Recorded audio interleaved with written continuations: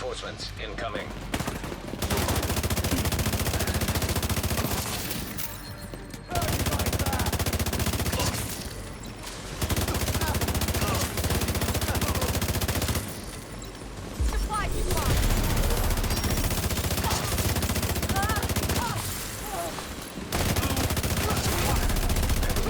Hostile detected.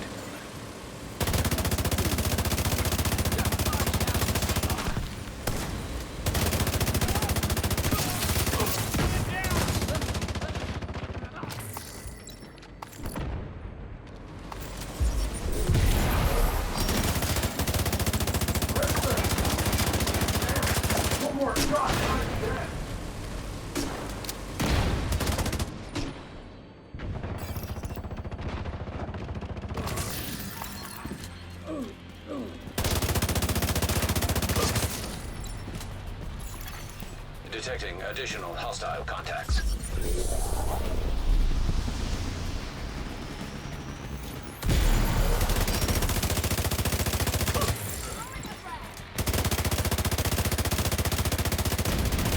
Hostile control point identified.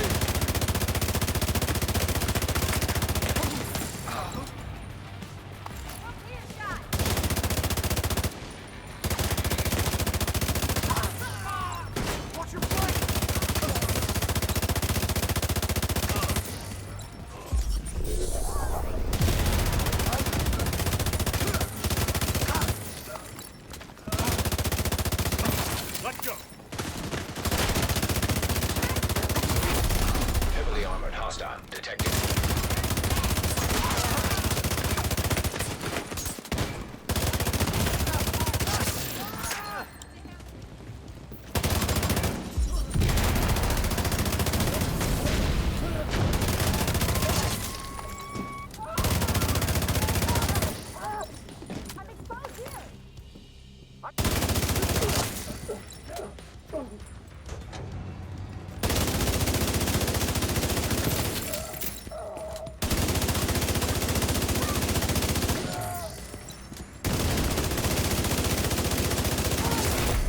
Heavily armored hostile detected.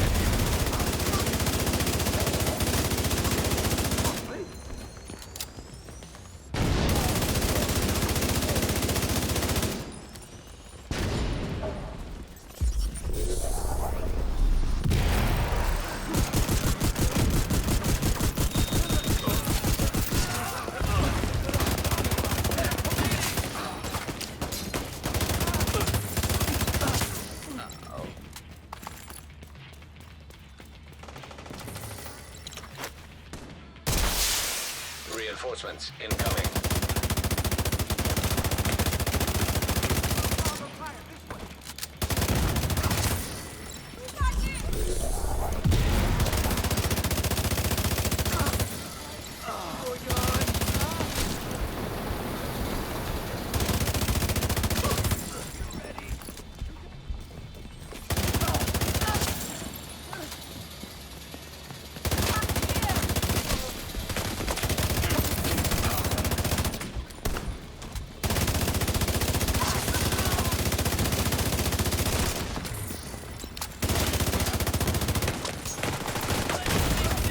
Serious trauma detected. Heavily armored hostile detected.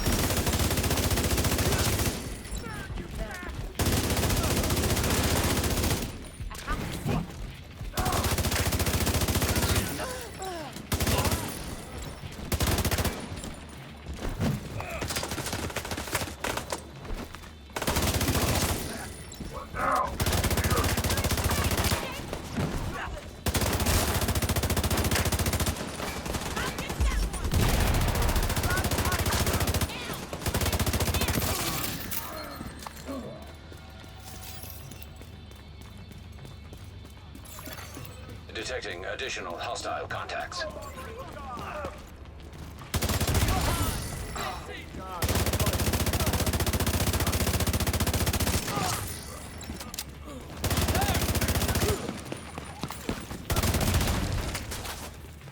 Don't let them get close! Stop fucking around!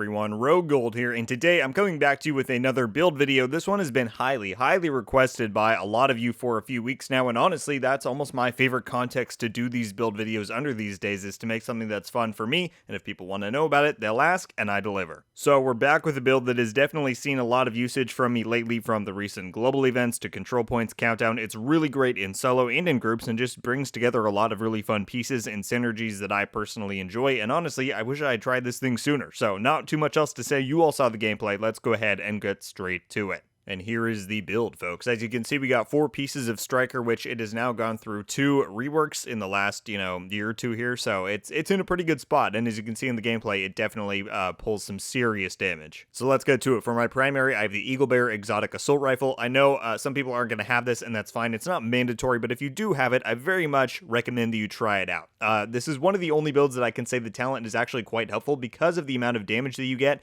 in the likes of, like I said, control points, countdown, anything like that. You're able to get enough kills once you proc the buff that you can actually mitigate the majority of the incoming damage, so you actually do end up just absorbing tons of damage that you don't then later have to pay for, which, Tenacity can often be famous for. So like I said, if you have it, I recommend you try it. You also get some really great crit mods on here, 10% chance, 15% damage, so it does really boost up your stats. But if you don't, I would say just use one of the good high-end ARs in the game. I mean, a lot of people like the Chameleon. You could try that out as well, but it will alter your playstyle more than I would say using something like a FAMAS, Honey Badger, Carbine, something like that. Find whatever works well for you and use that. Moving on to my secondary, I'm using the Rock and Roll, which is the named ACS-12 in the game. These weapons are great just for being able to build up stacks quick with the likes of Heartbreaker and Striker like we're using on here. So if you want to use that, you can, or if you want to use something else and you're not worried about building up stacks, then use whatever is going to work best for you there. And then for my sidearm, I just have the Orbit like on a lot of my builds. Before I move on to the gear, let me show you the